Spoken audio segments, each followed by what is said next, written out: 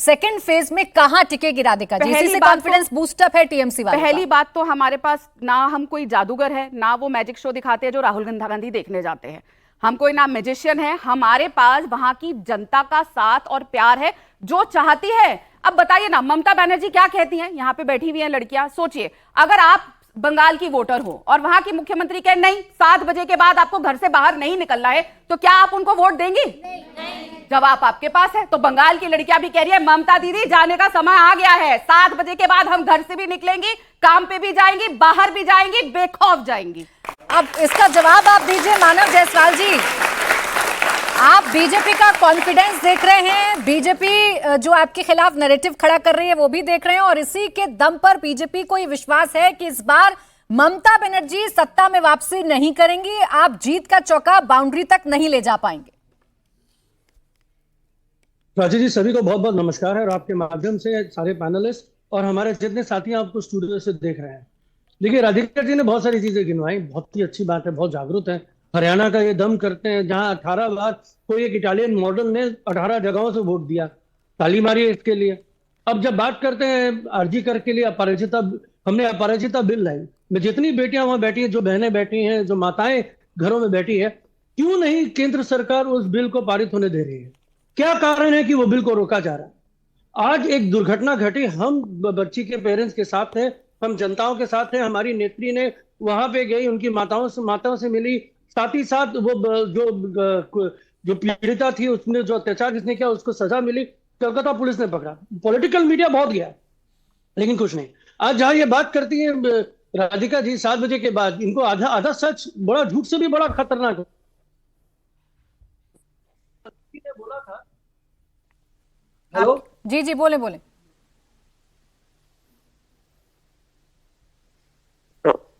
मानव जी, आपकी आवाज में कुछ इश्यू हुआ है, आप सच बता रहे थे राधिका जी को, वो सच बाद में बताइएगा। 7 बजे वाले ये बयान का सच क्या है? आपकी आवाज बीच में ड्रॉप हो गई है सर, आपके पास लौटू, स्टूडियो में मेहमान है उनके पास में चली जाती हूँ। और यहाँ विनय जी, कॉन्फिडेंस आपने बीजेपी का देखा, जो कंप्लीट बात नहीं कर पाए मानव जायसवाल जी, वो आप ही कंप्लीट कर दीजिए। आप लोग भी दम भर रहे हैं ना कि ममता दीदी का रास्ता कोई नहीं रोक सकता है, लेकिन हुजूम देखिए, बीजेपी का कॉन्फिडेंस देखिए, और एंटी इनकम्बेंसी का मुद्दा देखिए। क्या आपको नहीं लगता कि इस बार मुश्किलें तो हैं भाई? कोई मुश्किलें नहीं। झूठ बोलने वालों का कॉन्फिडेंस जो है बहुत हाई होता है, बहुत हाई होता है। जैसे सबसे एक मिनट पूरा बोलने दिए हैं, फिर हम बोलने नहीं देंगे, आवाज में हमारे बहुत ज्यादा गड़गड़ाहट है। लड़की हूं, डरूंगी नहीं। हाँ ठीक है, लड़कियां हैं तो इसका मतलब नहीं ना कि बोलनी है, अब हमें बोलने दीजिए। हाँ, बोले बोले, कोई नहीं बोले। तो झूठ बोलने का मादा इनके अंदर, अभी क्या कितनी खूबसूरती से कह रही थी कि ममता जी ने 2 करोड़ रोजगार नहीं दिया, नौकरी। इन्होंने लगता है यहाँ पे उत्तर प्रदेश में, चाहे हिंदुस्तान में, माननीय प्रधानमंत्री जी कह गए थे भर भर के झोली रोजगार दे दिया, आज युवा सड़कों पर टहल रहे हैं। ये इन्होंने बताया। एक मिनट सुन तो लीजिए। बात कर रही थी वादों की, दिल्ली परेशान है आज वादों के गड़गड़ाहट से, जो भारतीय जनता 2500 रुपया गोर रही है। पता नहीं कहा है इनकी कितनी बढ़िया वादे रही हैं। मध्य प्रदेश इंतजार कर रहा है जो वादे करके गए, उत्तर प्रदेश की बेटियां इंतजार कर रही हैं वो स्कूटी कहां है जिससे हम अपने स्कूल जाएंगे। ये झूठ की पाठशाला है, चलते हैं अपने कार्यालय से झूठ की पाठशाला का स्क्रिप्ट पे लेके चले आएंगे, लगेंगे हाली हाली पढ़ने के लिए। अरे धरातल पे बात कीजिए ना, हकीकत क्या है।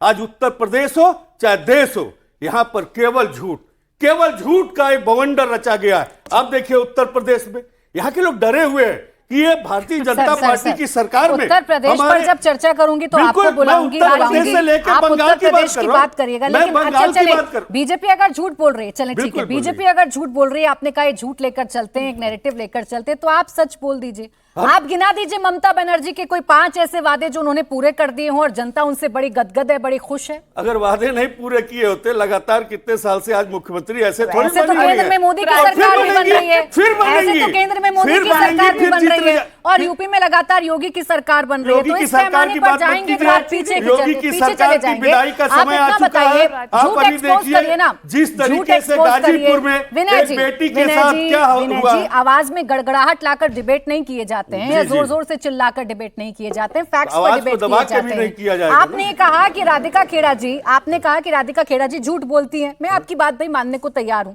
इनके झूठ को एक्सपोज करके ममता बनर्जी के 5 छोड़िए, चलिए 4 काम ऐसे गिना दीजिए जो इन्होंने मैनिफेस्टो में लिखकर दिए हों और वो पूरे हो गए। देखिए, ममता बनर्जी के मैनिफेस्टो को मैं बहुत ज्यादा नहीं जानता हूं, मैं क्लियर बता दूं, लेकिन अगर आप अपने 4 मैनिफेस्टो बता दीजिए में भी जो allowed नहीं भारतीय है। जनता पार्टी आप ने लोगों पूरा को किया। रुलाते हैं हम पूछना वहाँ से। चाहते हैं, आपको तो आप खुश बता होना दीजिए चाहिए ना, उसका। आपने ठीक है। उत्तर प्रदेश और हिंदुस्तान के साथ झूठ बोला, देखो। आप बताइए क्यों नहीं बताती है, क्यों नहीं बताती है? गुस्सा नहीं, गुस्सा नहीं, विनय जी गुस्सा नहीं, बोले आप। नहीं तो मैंने, हम तो कह रहे हैं अब यहाँ कोई आवाज दबा हम दी, अब यहाँ अपनी आवाज को उठाने हम की उत्तर कोशिश प्रदेश के करें। इनके पूरे मैनिफेस्टो को बता सकते हैं, अब हम हिंदुस्तान के जो ज्यादा भारतीय था, जनता जापान पार्टी का बहुत ऐसा है। पूरा मैनिफेस्टो अगर हम आप बता सकते हैं। जवाब दे दो। अगर आप संसद बता में सकते नारी हो, एक शक्ति को सेकंड, दबाए हैं, सब अब एक साथ स्टूडियो में नहीं। नारी शक्ति को सब दबा एक रहे हैं, साथ देखिए नहीं, तो सब एक साथ नहीं, एक मैंने सेकंड नारी रुकिए। अकेले है रोहित उसको एकदम जी, दबा रहे हैं।